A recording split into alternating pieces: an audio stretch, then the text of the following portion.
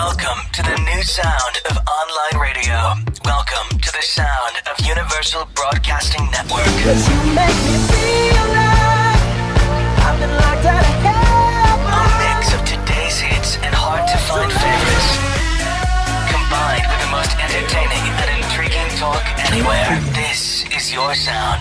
This is the sound of Universal Broadcasting Network at UENradio.com. Welcome to Foster to Foster, and now here's your host, Dr. Anissa McNeil.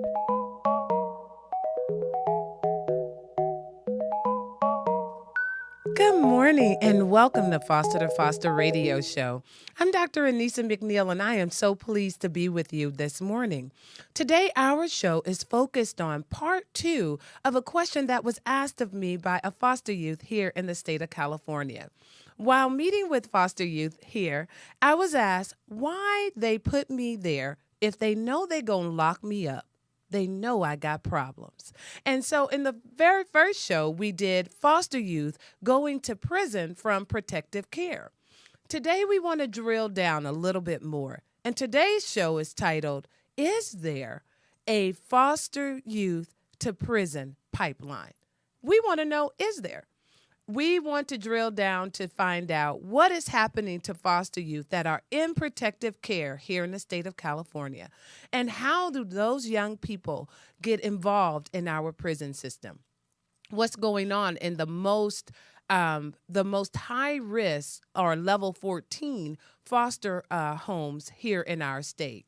But before we drill down to talk about the imprisonment part of it, I want to give you a great overview of what our foster care system looks like in the United States. And these statistics come from statisticsbrain.com.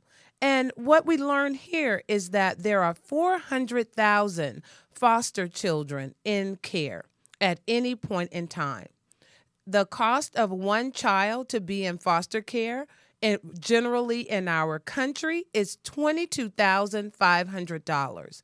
The total annual federal and state cost of foster care system in our country is $9 billion. So who are we talking about? Who are these children? And where are they being placed? And so according to the Statistics Brain, the types of foster care are non-relative care, and 47% of our children live there. Relative foster homes, 27% live there. Institutions, 9%. Group homes, 6%. And trial visits, 5%.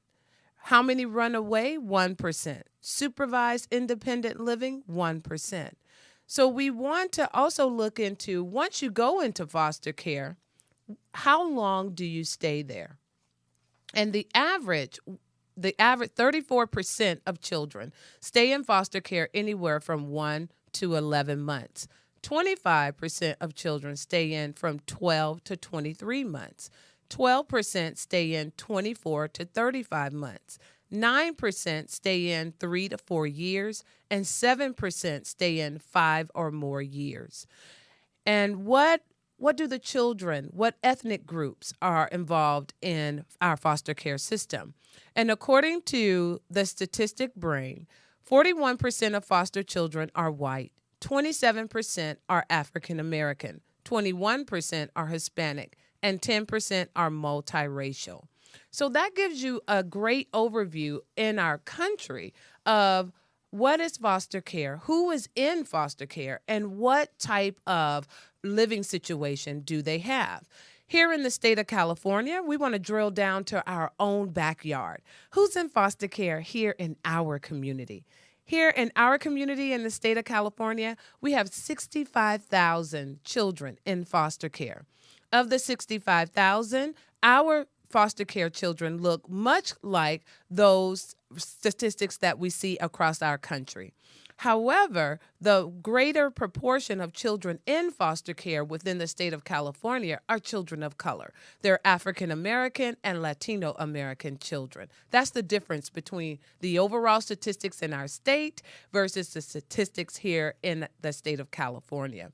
How many children in the state of California reside here in our backyard, here in Southern California? In Los Angeles County, we have an overwhelming 30,000 foster children here in Los Angeles County, meaning that we have half of the children in our state right here in LA County. From LA County, we go to Orange County. Orange County has approximately 3,000 children in foster care. San Bernardino County has about 4,000, and Riverside County has about 2,000. So here in our own backyard, we represent an overwhelming majority of foster children that are in foster care within the state of California. So that's why this issue is really important to me. Why do children that are placed in the protective custody of foster care, how could they end up in prison? How does that happen to them? And so we want to know, what are the big issues, and how often, what is the propensity of a young person even arriving, a young person of color even arriving in prison? And that takes us to a statistics that's given by Juvenile Justice. This is according to 2006 California Children's Report Card. And they state that youth of color are more than 2 times more likely to be incarcerated for nonviolent offenses than white youth. And so we want to keep that statistic in the back of our mind as we explore why these young people who are in foster care, who have a greater propensity to be incarcerated in our youth justice system, why are they going from protective custody to prison? So for our listening audience, you might be thinking to yourself, Dr. McNeil, what is protective custody? So when you are in foster care, that means that you go before a judge, and the judge finds that it's no longer safe for you to live with your parents. When the judge determines that, then you go into foster care. Then who becomes your mom and your dad? The state of California then becomes your mom and your dad. If the state of California is your mom and dad, they then place you in what they determine to be a safe home. When you're placed in that safe home, then we want to find out, why are those children that are placed in what is determined to be a safe home, how are they ending up in prison? So I want to paint for you a clearer picture of what a foster youth may have going on. As you all know, I was a former foster youth, and my brother and we experienced homelessness before we went to live in foster care. From foster care, we went to my grandmother's house, and we lived with her until adulthood. But I want to tell you that when we went into foster care, we were coming from trauma. It is traumatic to be homeless. It is traumatic to live and sleep on the streets. So when we say foster children are placed in a foster home, we're talking about children that come from abuse or neglect, because those are the only 2 reasons why you would be in children's court, that there is some founded allegations of abuse or neglect, and you have been taken away from your parent at no fault of your own. I want to be clear to say that this is no fault of the child, but the child is also involved in trauma because of this. So when we look at taking a child that's had a horrific, traumatic experience with their parent, and now they have a new parent, the state of California, and the state of California puts them into a placement, is this a safe placement? Last time I titled this show, Double Jeopardy, Triple Trauma. And you may say, why, Dr. McNeil? Why did you call it Double Jeopardy? Because I don't know if anyone listening to the sound of my voice has ever gone into foster care. When you get into foster care, you do not know the people that you're going to live with. It feels like Jeopardy. You are watching everything they say, everything they do. You don't know them and they don't know you. So your life is in the jeopardy of their hands. Your life is in the jeopardy of their protection. And why I call it double jeopardy is because now you're placed in foster care. You don't have any involvement in the juvenile justice system. When you then find yourself involved in the juvenile justice system, that's double jeopardy. That's double jeopardy, triple trauma. You're already coming from a traumatic event with your parents of origin. You then go into foster care. And although we deem this to be a very safe environment for you, it's a little bit traumatic to live with people that you don't know and they don't know you. Now, can you imagine going to live with someone new for the very first time, having to learn new rules and who are they and are you going to be safe there as you sleep in the bed? You don't know. So that's traumatic. Then to experience a third trauma of being involved in the juvenile justice system. So we're finding out about double jeopardy, triple trauma. And this week, we're trying to find out, is there indeed a pipeline from foster care to prison? That's the title of this show. So now that we know who is involved in foster care and what is the propensity of young men and women of color to be incarcerated versus their counterparts that may be Caucasian, then we have to look at why is this happening to foster children. I'm really making this show a public awareness show. I want the public to know and be aware that this trauma is happening to foster youth. They need the public to be aware of this and to help them when they experience this. In our next segment, we're going to drill down to what actually happens in some of our level 14 group homes. But again, this show is dedicated to the young person who asked me why they placed me there. If they gonna lock me up, they know I got problems. This, beloved, this show is dedicated to you. And we'll be back after this short break. The Hair Garden, where we grow hair from the roots, is a full-service hair salon and supplies located at 40119 Marietta Hot Springs Road, number 103C, Marietta, California. We are open on Mondays through Saturdays from 9 to 6 p.m. Come in and purchase your hair supplies or receive a full hair service or let us restore your hair. We have weekly specials. Call The Hair Garden at 951-698-8444 or visit our website at www.hairgardenmarietta.com. That's www.hairgardenmarietta.com. We look forward to seeing you. Happy holidays. Right Way Foundation is a 501c3 nonprofit organization that supports transition-age foster youth throughout the Los Angeles County. Our goal is to reduce the homelessness and unemployment rates and to increase the high school graduation and college enrollment rates. We do this by providing individual case management and mental health services to each participant to increase their self-sufficiency. To get involved, please visit our website at www.therightwayfoundation.org or call our office at 323-903-5021. Education Works Consulting Firm provides foster youth education services. We work to make sure that every foster youth has a chance by providing a way through education. Please visit us at edworks4u.org or call our offices at 213-634-0044. Education works for all of us. The Unstoppable Awards is a nonprofit organization that provides scholarships to foster youth. If you are a foster youth graduating from high school and live in Los Angeles, Orange, Riverside, or San Bernardino County, we'd like to offer a scholarship to you if you have a 2.3 to 3.2 GPA. You've overcome some significant challenges and you've been accepted to a college, university, or trade school.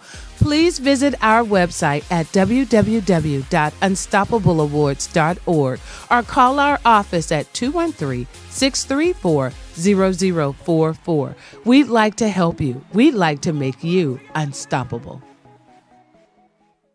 Give the gift that keeps giving, an education, and help us make foster youth unstoppable. Donate today to the Unstoppable Awards at www.unstoppableawards.org and help build our unstoppable education tree. How are we building that tree? With each of your donations. A donation of $10 provides a Christmas candy cane. A donation of $20 provides a Christmas light. A donation of $50 provides a Christmas ornament, and a donation of $100 and above provides a gift under the tree.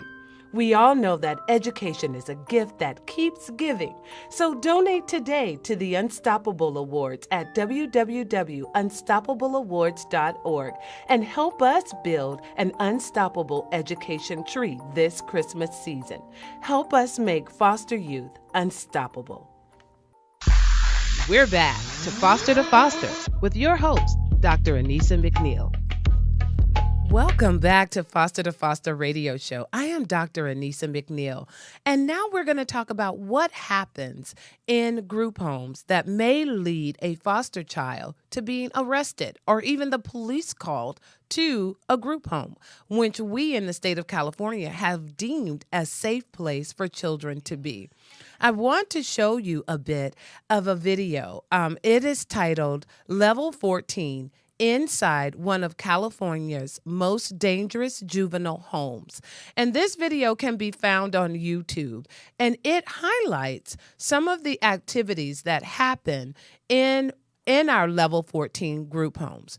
We're going to talk about AWOLing. Let's show a clip of the video that talks about how the most protective group home is not allowed to stop a young person from AWOLing.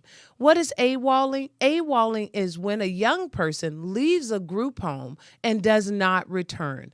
Let's go to the video and see.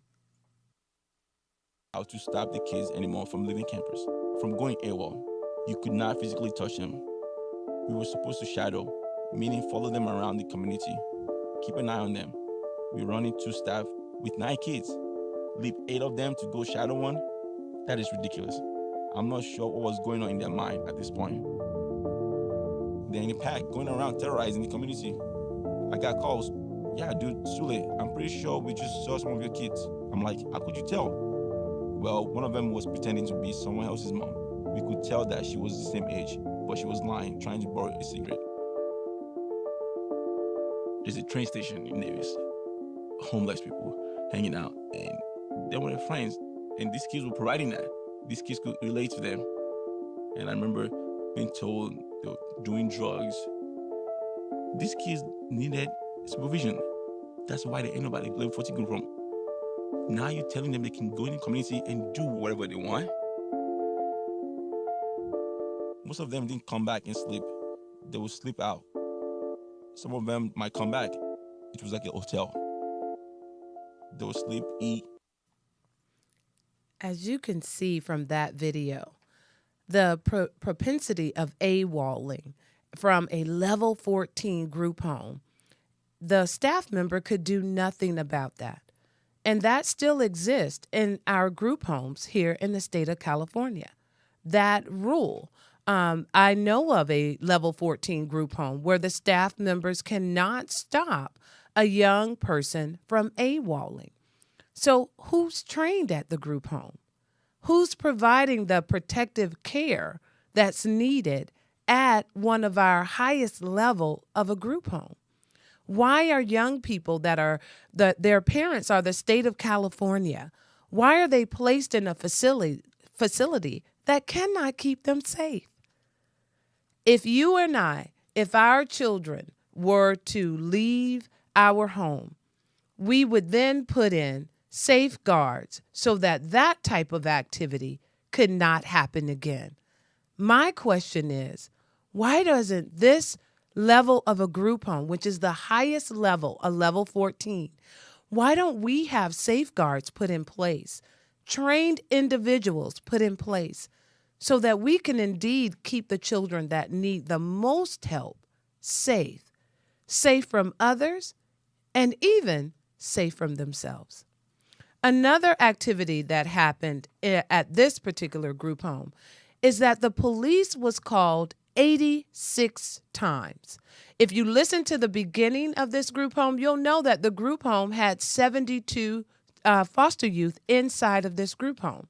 Can you imagine with 72 kids that the police are being called 86 times?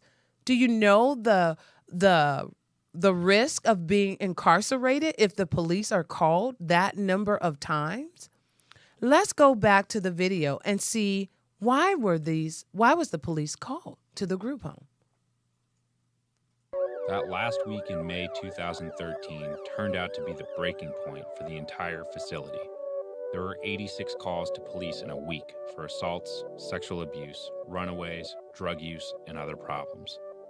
It turned out the 9-year-old girl had been at a local park with some other kids, drinking and doing drugs.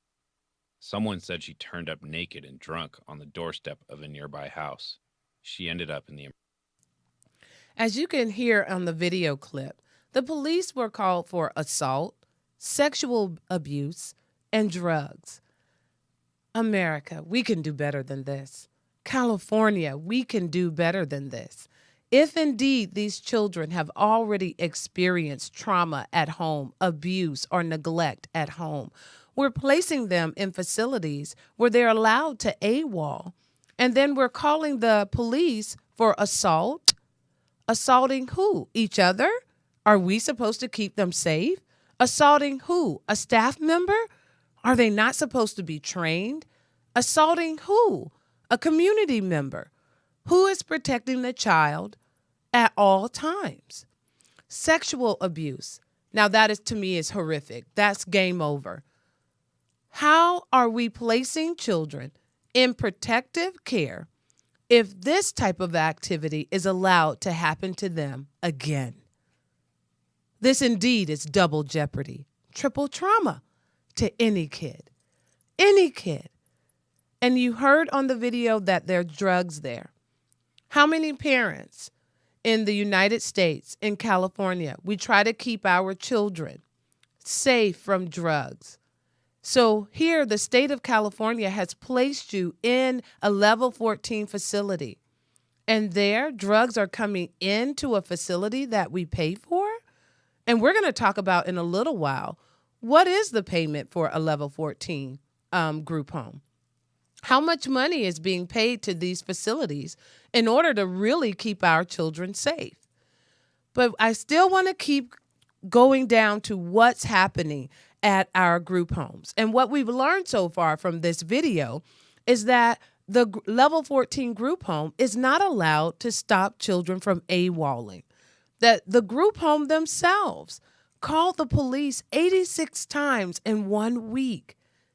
So if you're a foster kid and you're placed at a group home, the group home can call the police on you? What protective services is being put in place for a foster child while they are assigned to supposedly a protective group home? Now let's hear again what is said about the children that experience double jeopardy, triple trauma. Let's go to our video clip.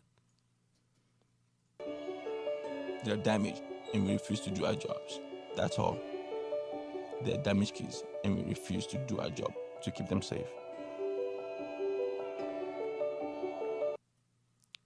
You can hear on the video, they are damaged kids. And I have to tell you that as a former foster youth, yes, I experienced trauma, but I am not damaged. Yes, I experienced trauma, but I needed someone to protect me. I needed someone to keep me safe. But the most salient thing that he says is that we refuse to do our jobs. Then that begs me to ask the question, then why state of California?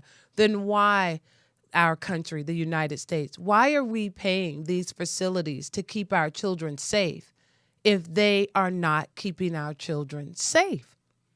Why are we allowing children, the most vulnerable children in our society, to experience double jeopardy and triple trauma? Why is that so? How could that be so in one of the most resource-rich countries in the world.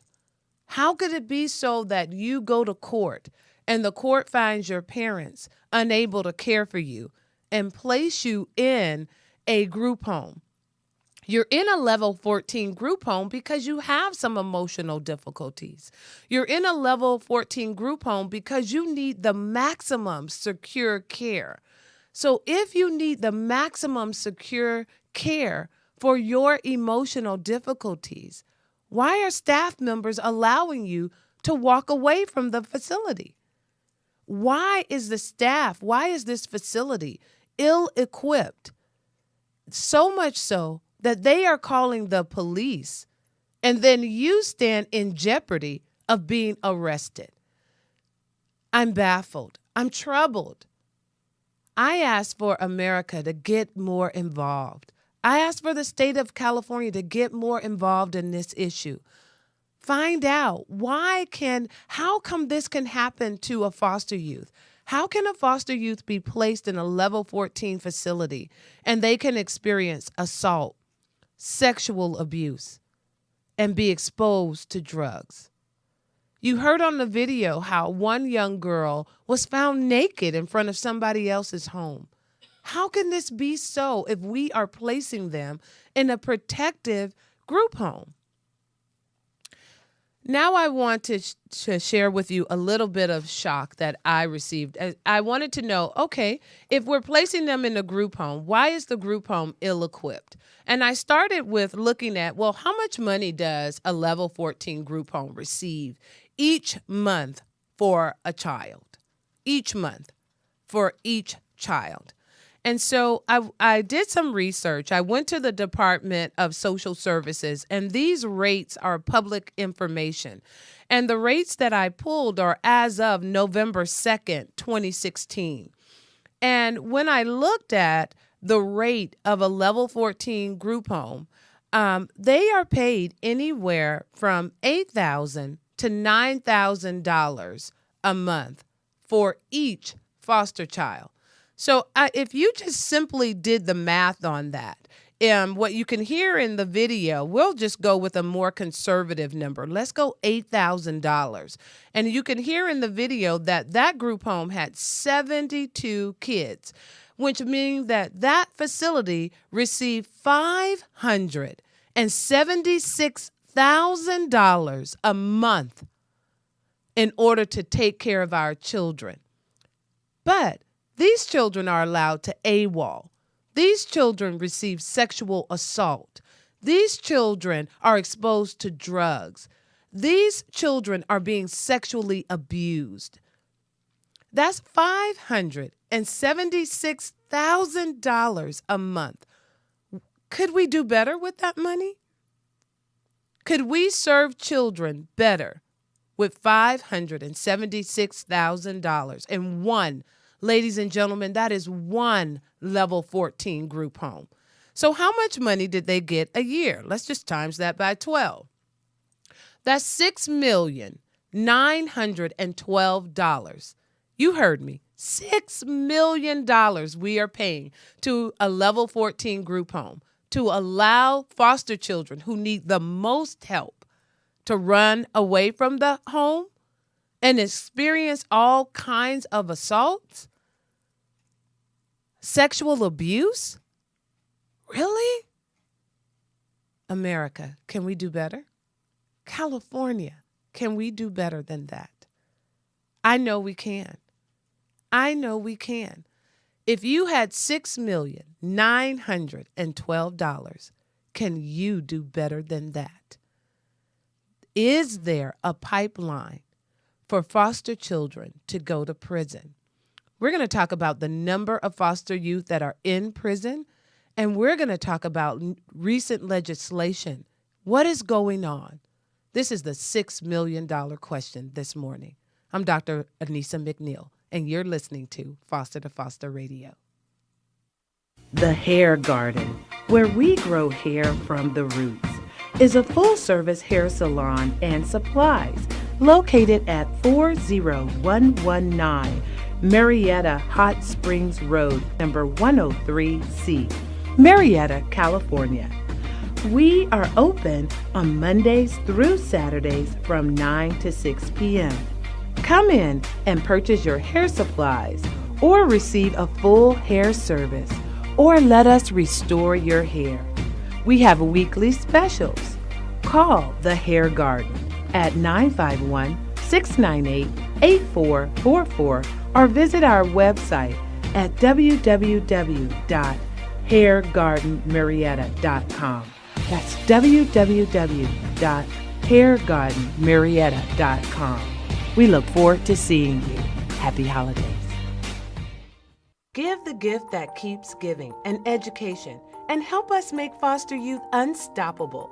Donate today to the Unstoppable Awards at www.unstoppableawards.org and help build our Unstoppable Education Tree. How are we building that tree? With each of your donations. A donation of $10 provides a Christmas candy cane. A donation of $20 provides a Christmas light. A donation of $50 provides a Christmas ornament. And a donation of $100 and above provides a gift under the tree. We all know that education is a gift that keeps giving. So donate today to the Unstoppable Awards at www.unstoppableawards.org and help us build an unstoppable education tree this Christmas season. Help us make foster youth unstoppable. The Unstoppable Awards is a nonprofit organization that provides scholarships to foster youth. If you are a foster youth graduating from high school and live in Los Angeles, Orange, Riverside, or San Bernardino County, we'd like to offer a scholarship to you if you have a 2.3 to 3.2 GPA, you've overcome some significant challenges, and you've been accepted to a college, university, or trade school. Please visit our website at www.unstoppableawards.org or call our office at 213-634-0044. We'd like to help you. We'd like to make you unstoppable. Education Works Consulting Firm provides foster youth education services. We work to make sure that every foster youth has a chance by providing a way through education. Please visit us at edworks4u.org or call our offices at 213-634-0044. Education works for all of us. Right Way Foundation is a 501c3 nonprofit organization that supports transition-age foster youth throughout the Los Angeles County. Our goal is to reduce the homelessness and unemployment rates and to increase the high school graduation and college enrollment rates. We do this by providing individual case management and mental health services to each participant to increase their self-sufficiency. To get involved, please visit our website at www.therightwayfoundation.org or call our office at 323-903-5021. We're back to Foster to Foster with your host, Dr. Anissa McNeil. Welcome back. I was off the air. I was talking a bit with our producer, Jarvis, and I was talking to him about the vulnerability of children when they are without the protection of their parent. And this deserves a bit of conversation while we are together here on air. When I was a young person, I was extremely vulnerable to all of the ills of society, being homeless there on the street. In America, could you imagine being 6 or 7 years old without the protection of your mom or your dad? Could you imagine what harm can happen to you when no one else is looking out for you? And that is what a foster youth feels. You don't know where you're going to sleep, what you're going to eat, who is going to take care of you. And now we place them in a foster home, and you can hear all of the atrocities that happen in a foster home.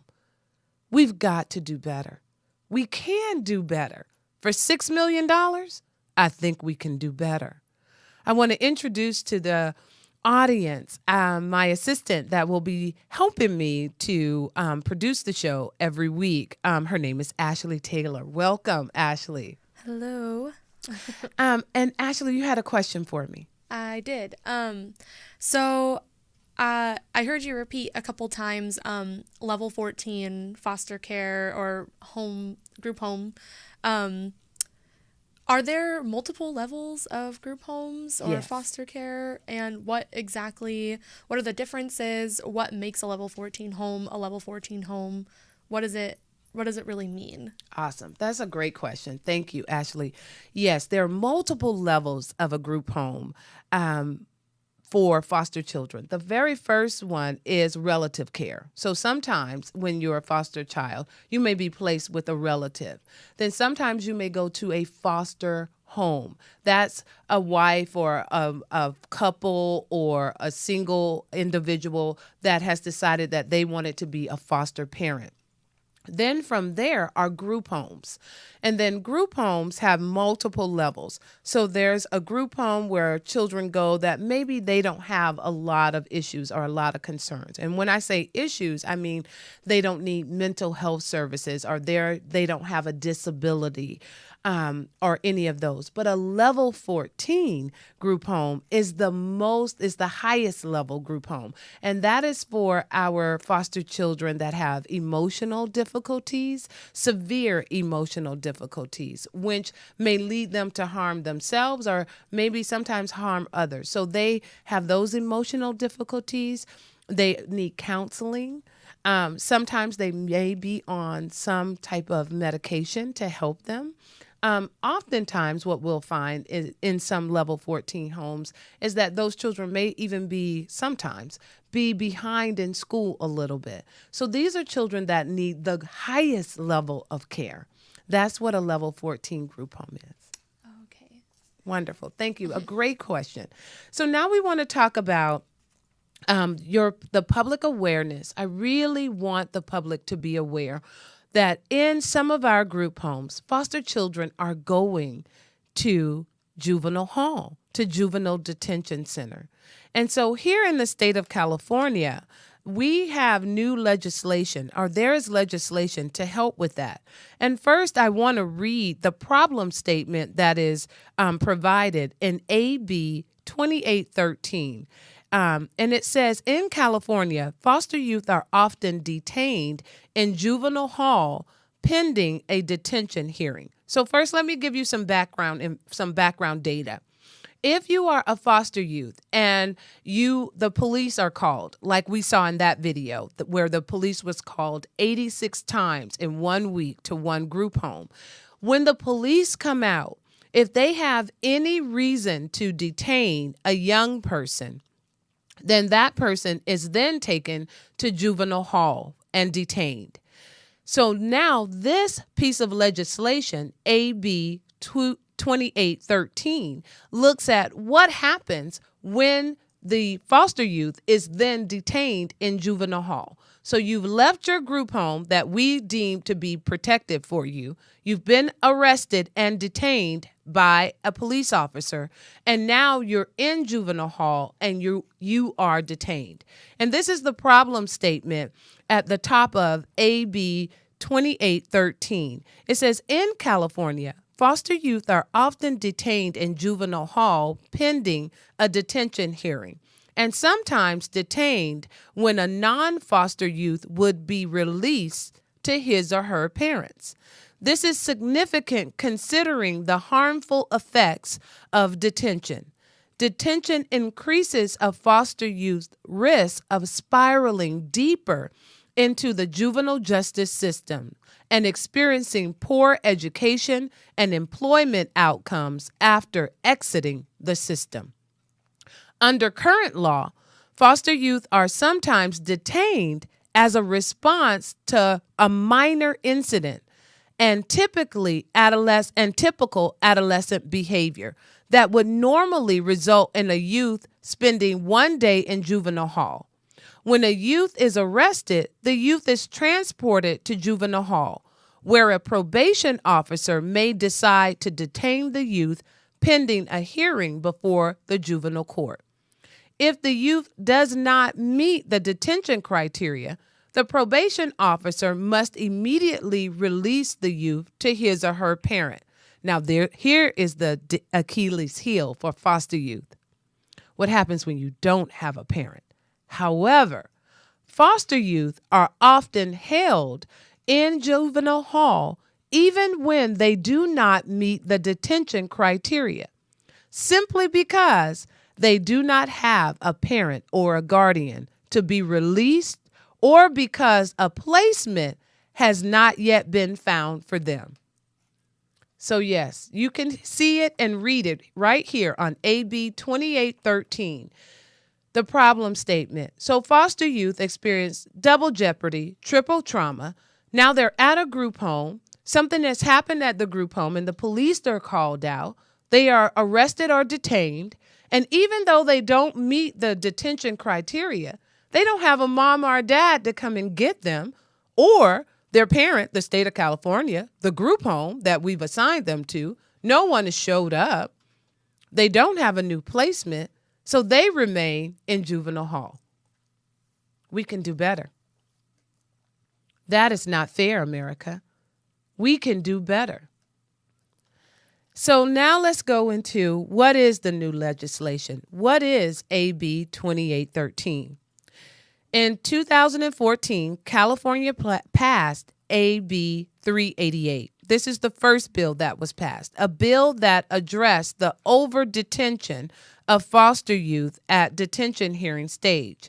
However, the bill neglected to address one of the most important stages of detention, the probation officer's initial decision to detain. So here we have AB 388 that says, let's look at the number of foster children in the state of California that are being detained in juvenile hall simply because they don't have a mom or a dad, or yet the group home that's already received a month's worth of payment. The group home doesn't even show up to then speak for the youth. Now let's deal with that portion too, America. If we paid you to provide service for the foster youth when they are detained in a juvenile hall or a juvenile detention center, why doesn't the group home show up to state that indeed you were placed in their care? That is an atrocity. That should not be allowed. I'm baffled. I'm baffled, America. I really can't figure that out. And here in the state of California, we passed AB 388 to deal with the over-detention of foster youth in our juvenile hall system. But we left out the part that dealt with the probation officer and the probation officer decision to detain the foster youth. And that's when AB 2813 comes into play. AB 2813 is necessary to harmonize the detention criteria used by probation with those used by the court at the detention hearing and create an equitable detention standard for foster youth when probation is making the decision to detain. Foster children should not be unfairly and disproportionately detained and pulled even deeper into the criminal justice system due to typical teen misbehavior that would not trigger such dire consequences for youth living at home with a parent. AB 2813 would address the excessive detention of foster youth in our juvenile hall by ensuring that probation's detention and release decisions are not based on youth's foster care status. AB 2813 would protect foster children from being needlessly detained in juvenile halls solely due to their foster care status. So here in the state of California, AB 2813 and AB 388 are looking at when foster youth are detained. But America, I want to pose to you two different issues. One issue that I have and I want to bring to your awareness is, why are we paying facilities an enormous amount of money to protect our children and keep them from harm when they are not doing an adequate job? Not only are they not doing an adequate job, but they can then call the police on a foster youth, and that foster youth is detained. Last time I shared with you a story of AA. AA was my own client, which means that I held her education rights. And holding her education rights, she was in a level 14 group home. They called the police on her, and she was detained in juvenile hall. We can do better. I want to ask you, America, would you please look into your heart? Would you please join hands with me? And would you please help us stop the number of foster children from being detained? Would you help me stop double jeopardy and triple trauma from the most vulnerable children in our society? My name is Dr. Anissa McNeil, and you are listening to Foster to Foster Radio Show. The Unstoppable Awards is a nonprofit organization that provides scholarships to foster youth. If you are a foster youth graduating from high school and live in Los Angeles, Orange, Riverside, or San Bernardino County, we'd like to offer a scholarship to you if you have a 2.3 to 3.2 GPA, you've overcome some significant challenges, and you've been accepted to a college, university, or trade school. Please visit our website at www.unstoppableawards.org or call our office at 213-634-0044. We'd like to help you. We'd like to make you unstoppable. Education Works Consulting Firm provides foster youth education services. We work to make sure that every foster youth has a chance by providing a way through education. Please visit us at edworks4u.org or call our offices at 213-634-0044. Education works for all of us. Right Way Foundation is a 501c3 nonprofit organization that supports transition-age foster youth throughout the Los Angeles County. Our goal is to reduce the homelessness and unemployment rates and to increase the high school graduation and college enrollment rates. We do this by providing individual case management and mental health services to each participant to increase their self-sufficiency. To get involved, please visit our website at www.therightwayfoundation.org or call our office at 323-903-5021. The Hair Garden, where we grow hair from the roots, is a full-service hair salon and supplies located at 40119 Marietta Hot Springs Road, number 103C, Marietta, California. We are open on Mondays through Saturdays from 9 to 6 p.m. Come in and purchase your hair supplies or receive a full hair service or let us restore your hair. We have weekly specials. Call The Hair Garden at 951-698-8444 or visit our website at www.hairgardenmarietta.com. That's www.hairgardenmarietta.com. We look forward to seeing you. Happy holidays. Give the gift that keeps giving, an education, and help us make foster youth unstoppable. Donate today to the Unstoppable Awards at www.unstoppableawards.org and help build our unstoppable education tree. How are we building that tree? With each of your donations. A donation of $10 provides a Christmas candy cane. A donation of $20 provides a Christmas light. A donation of $50 provides a Christmas ornament. And a donation of $100 and above provides a gift under the tree. We all know that education is a gift that keeps giving. So donate today to the Unstoppable Awards at www.unstoppableawards.org and help us build an unstoppable education tree this Christmas season. Help us make foster youth unstoppable. We're back to Foster with your host, Dr. Anissa McNeil. Welcome back. This topic has really sparked our production studio today. I have a question not only from our producer, but from Ashley, my assistant. Ashley, what question do you have? I guess my biggest question is like, how are these people that are running these houses allowed to abandon the child when they're in trouble like that? They're supposed to be their advocate. They're supposed to be the person that is there for them because their parents can't actually be there. I just don't, I'm just so confused. I don't understand. Okay, sure. According to the Department of Social Services, when I went on that website and I looked up level 14 group homes, they're basically owned by various corporations. So the corporation probably has a administrator of that group home that should show up, as you say, but that does not occur. It just does not occur. So I know the American public is probably shocked to even hear that this is owned by different corporations. Yeah. Yeah. Jarvis is our producer. Jarvis, you had a question.